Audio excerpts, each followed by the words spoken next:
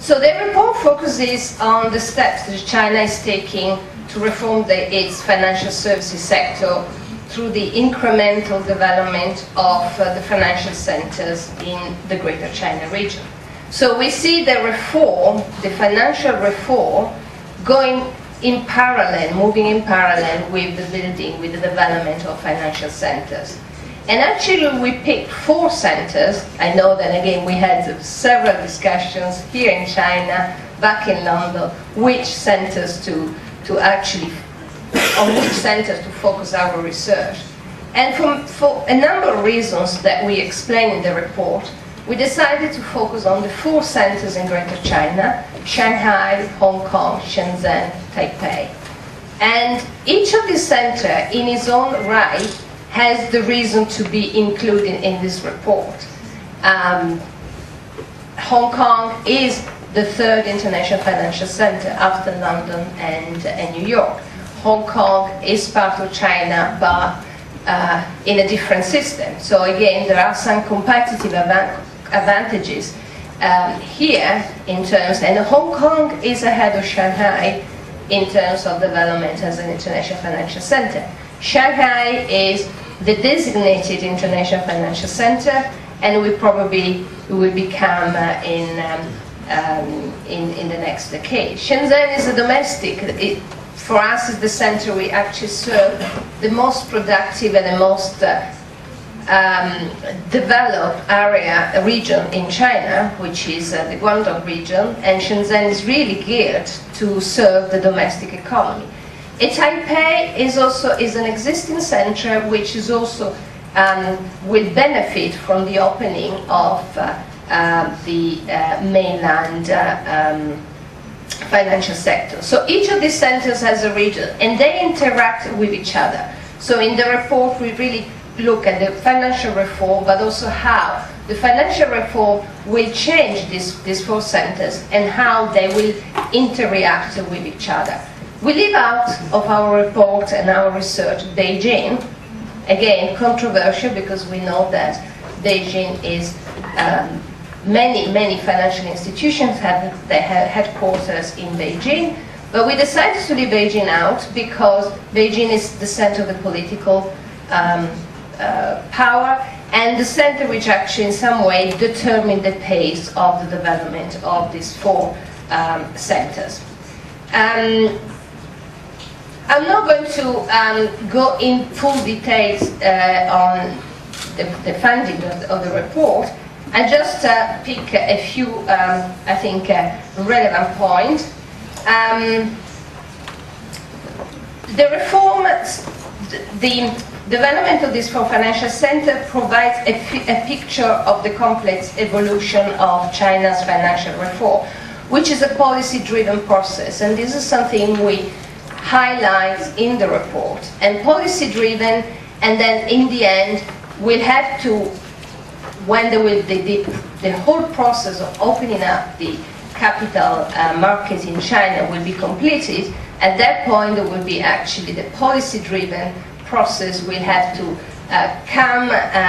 will have to face the market. So we conclude actually our report by saying that in 10 years' time, in 12, 15 years' time, when the whole process will be over, will be completed, at that point the international financial center which will emerge will be the one which will be able also to respond to market activities. So the one which actually can attract foreign investors, that can even attract talents because of the quality of his living standards.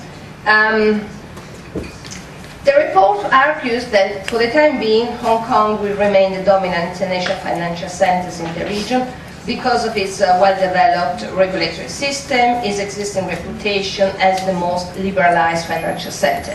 Hong Kong is somehow changing the face of its business with on the back of the RMB internationalization and the RMB strategy.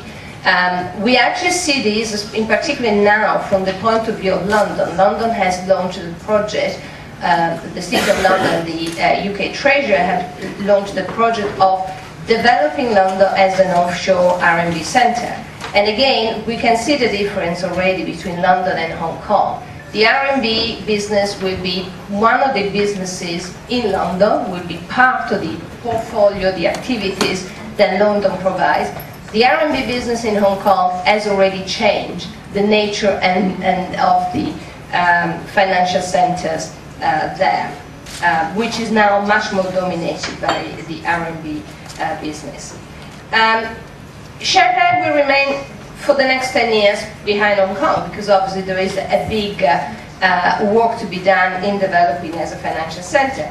So it is unlikely, we say, to supplant Hong Kong as the region's dominant international financial center in the next few years. Again, the link here is with the internationalization of the RMB, the opening of the capital account. But the size of mainland China's real economy suggests that the country has ample capacity to accommodate two international financial centers. So eventually we see Hong Kong and Shanghai being together, being the two international financial centers of China. Obviously we talk about longer term. Shenzhen will mainly serve as a domestic financial center, and in particular focus on the needs of SMEs, so small and medium-sized companies, and high-tech and very innovative company.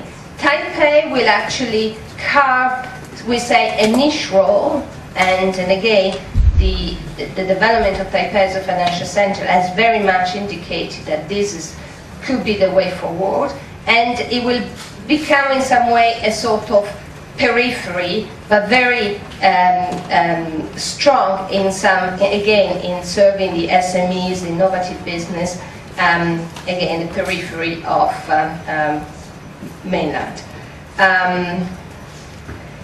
So I conclude here. We have some policy recommendations in the report. I list them quickly.